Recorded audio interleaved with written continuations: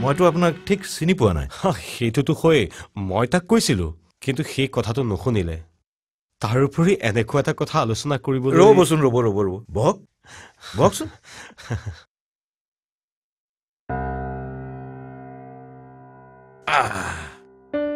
এতিয়া কওক সি বুলি যে ক'লে মানে কাৰ কথা চৰি মই মানে সুজিত দত্তৰ কথা কৈছিলো সুজিত দত্ত যে ডিব্ৰুগড়ৰ মানে কাজিৰঙাৰ ৱাইল্ড ফ্লাৱাৰ ৰিজৰ্টৰ প্ৰপাইটৰ যাৰ ডিব্ৰুগড়ৰ ওচৰত 2-3খনমান টি গাৰ্ডেন আছে আপুনি দেখিছো তাক মোতকৈ ভালকৈ চিনি পায় সুজিত মোৰ বৰ ক্ল'জ ফ্ৰেণ্ড সিহঁতৰ মানে তাৰ আৰু তাৰ মিছেছৰ খুব ইচ্ছা আপোনালোকৰ ঘৰখনৰ লগত সিহঁতৰ এটা সম্বন্ধ হওক সম্বন্ধ মানে তাৰ একমাত্ৰ ব্ৰাদাৰ ইন ল মানে খোলখালি ৰাজৰ বাবে তেওঁলোকৰ ইচ্ছা যদি আপোনালোকৰ কোনো আপত্তি নাই আপোনালোকৰ ছোৱালী মোৰ ছোৱালী স্মিতা আমি তাইক স্মিতা বুলি মাতো ৰাইট সিওতো তাইক স্মিতা বুলিয়ে কৈছিল তেখেতে তাৰমানে স্মিতাক লগ পাইছে নেকি দেখিছে কিন্তু লগ পোৱাৰ ইচ্ছা আছিল জানেইতো টকা পইচা বেছি হলে মানুহৰ সময় কমি যায় সেয়েহে মই নাই কথাটো গম পোৱাটোহে আচল কথা চাওক মিষ্টাৰ অমৰ বেজবৰুৱা চাওক মিষ্টাৰ বেজবৰুৱা সুজিত দত্তহঁতৰ নিচিনাৰ কাৰোবাৰ লগত সম্বন্ধ কৰিবলৈ আমি দুবাৰ চিন্তা নকৰো কিন্তু সেইটোৱেতো আচল কথা নহয় মোৰ ছোৱালীয়ে কিন্তু নিজে দৰা পছন্দ কৰিহে বিয়াত বহিব সেইটোৱে আমাৰ কাৰণে ডাঙৰ চিন্তাৰ কাৰণ হৈ পৰিছে চিন্তা সেইটোতো বৰ ভাল কথা মই তাক খবৰ দিওঁ ৰাজক দুদিনমানৰ কাৰণে এলে পঠিয়াই দিয়ক আংকেলৰ ওচৰলৈ কোনোবা আহিলে তাৰ বিয়াৰ প্ৰস্তাৱ লৈ আহিছে বুলি কিয় ভাবো মই জানো পাপাই বেলেগ কামত অহা মানুহৰ লগত ইমান দেৰি কথা নাপাতে মানুহ আহিছে অৰ্থাৎ আলহী পিছে আমি কি কৰিব লাগে আমি নহয় তুমি অৰ্থাৎ তুমি গৈ এবাৰ মাত দিয়াটো উচিত হ'ব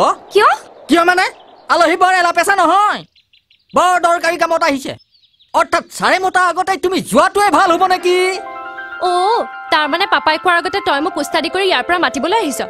যা ইয়াৰ পৰা ঠিক আছে যাওঁ অৰ্থাৎ তোমাৰ মনৰ ভাৱ বুজি পোৱাৰ পিছত মই ইয়াত থকাটো যে অনুচিত সেইটো মই জানো নিজৰ বিয়া বাৰু নহল বুলিয়ে ঘৰখনত বিয়াৰ দৰে কিবা এটা হ'ব বুলি ভাবিয়ে ভাল লাগে দিয়াচোন অৰ্থাৎ বিয়া কৰাবলৈ নাপালে কি হ'ব এখন মজবুত বিয়া দেখি আহিছো বুলি মৰিলেতো জমৰ আগত ক'বলৈ হ'ব অৰ্থাৎ যা ঠিক আছে অৰ্থাৎ গহীন এইটো একেবাৰে বেয়া কথা দিয়ক মোৰ দিবলৈ লাজ নালাগিলেও আপুনিতো খুজিবলৈ লাজ পাব লাগে বছ আৰু এটাও কথা নকবি আৰু 2টা চিগাৰেট বাকি কৰোঁতে তই ইমান ডাঙৰ কথা কৈছ হিচাপ দে হিচাপ মানে কিয় মোৰ বাকী হিচাপ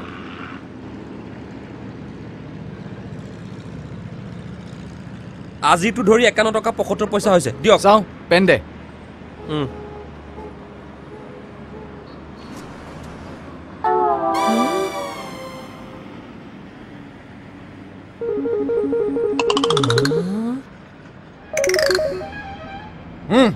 এখন 60 টকাৰ চেক বেংকৰ পৰা টকা উলিয়াব জানোতো জানো কিন্তু মাত্ৰ 60 টকা তাকো চেকত আচৰিত লাগিছেতো আৰে চেকৰ পেমেণ্ট লোৱাটো এটা ষ্টাইল ময়ো প্ৰেক্টিচ কৰিছো কিবা বুজিলি নে মানে বুজাটো হ'ব দে বুজিবলৈ অলপ টান হ'ব মোৰে বহুত দিন লাগি গ'ল চাওঁচোন কি খবৰ আহে বুজিছ ৰাজ মানুহজন খুবেই ভাল কিছুমান মানুহ যে থাকে কথাৰ মাজে মাজে হেল্ল' মিষ্টাৰ হাই মোৰ 10 লাখ টকাৰ ড্ৰাফ্টখন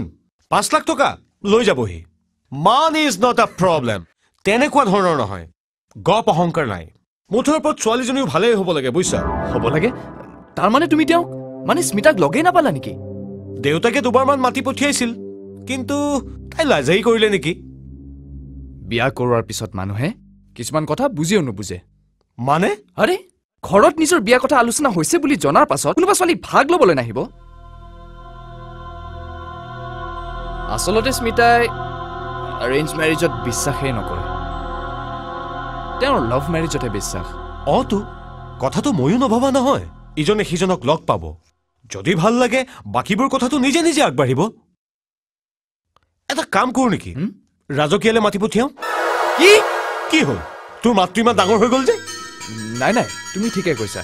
কিন্তু আৰু 2 দিনমান বাদ চোৱা কিয় স্মিতাক ভালকৈ জানি ল'বলৈ আমাকতো আৰু কিছু সময়ৰ প্ৰয়োজন নহলে আমি ৰাজক কেনেকৈ সহায় কৰিম তেন্তে কাৰোবাক ধৰিব লাগিব যাৰ পৰা ইনফৰমেশ্যন গোটাব পৰা যাব ময়ো মনে মনে বৰবৰালৈ ফোন কৰিলোঁ বুজিছা আৰু বৰবৰাকতো জানাই আজি ডিব্ৰুগড়ত 22-23 বছৰমান আছে তেওঁ সুজিত দত্তৰ কথা বৰ ভালকে ক'লে মোৰ বোধেৰে আমি এতিয়াই কথাটো চিৰিয়াছলি ভবা উচিত ৰাজ ল'ৰাটো ভালেই হ'ব সেইটোতো হয়েই পিছে তাইক এতিয়া কোনে বুজাব তাইতো বিয়াৰ নামেই নুশুনে আৰু আমি যদি আগবাঢ়ি লাজত পৰিব লগা হয় তেতিয়া হেৰি নহয় তাই বাৰু নিজে কাৰোবাৰ কথা ভাবিছে নেকি মইতো কেইবাবাৰো সুধিছো কিন্তু ৰ'বচোন জিনাক সুধি চাওচোন এবাৰ মায়ে তোলে ফোন কৰিছিল অঁ কালি গধূলি তই কি কলি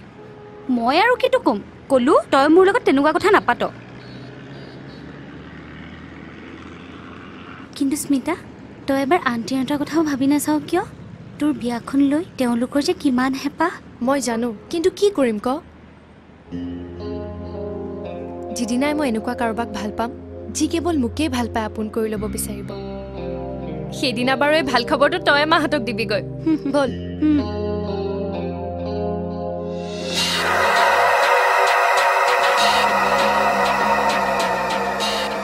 টকা পইচা সম্পত্তিৰ কথা বাদ মাত্ৰ প্ৰেম মৰম আৰু ভাল পোৱাৰ কথাতেই তুলিব লাগিব শুনি আছো ক কি ৰাজ কলিকতাৰ পৰা আহিল হেল্ল' হেল্ল' হেল্ল' তে এই নেটৱৰ্ক ক্ৰুজাৰ হেল্ল' শুনি আছো ক ৰাজ গুৱাহাটীলৈ আহিব কেতিয়া হেল্ল' হেল্ল' যা তাৰ দেই সুজিত দত্তলৈ ফোন কৰিছা নেকি সি ক'লে ৰাজক হেনো গুৱাহাটীলৈ পঠিয়াই কিন্তু কেতিয়া আহিব সেইটো শুনা নাপালো নহয় ৰবা কি কবা আগতে ঠিক কৰি লোৱা কম আৰু কিটো তেওঁ কেতিয়া আহিব সঞ্জয় চৌধুৰীক খবৰটো দিবগৈ লাগিব মোৰ কথা যদি শুনা ৰাজক দুদিনমান দেৰিকৈ আহিবলৈ কোৱা দেৰিকৈ কিয় কিয় মানে ছোৱালীজনীৰ বিষয়েতো আমি এতিয়াও ভালকৈ একো নাজানো তাতে দত্তইতো কৈছে ৰাজ এতিয়াও মেচিয়ৰ্ড নহয় আৰু তেওঁক ভাবি পত্নীৰ সন্মুখলৈ অলপ সাজু কৰিতো পঠিয়াব লাগিব তেন্তে কি কৰোঁ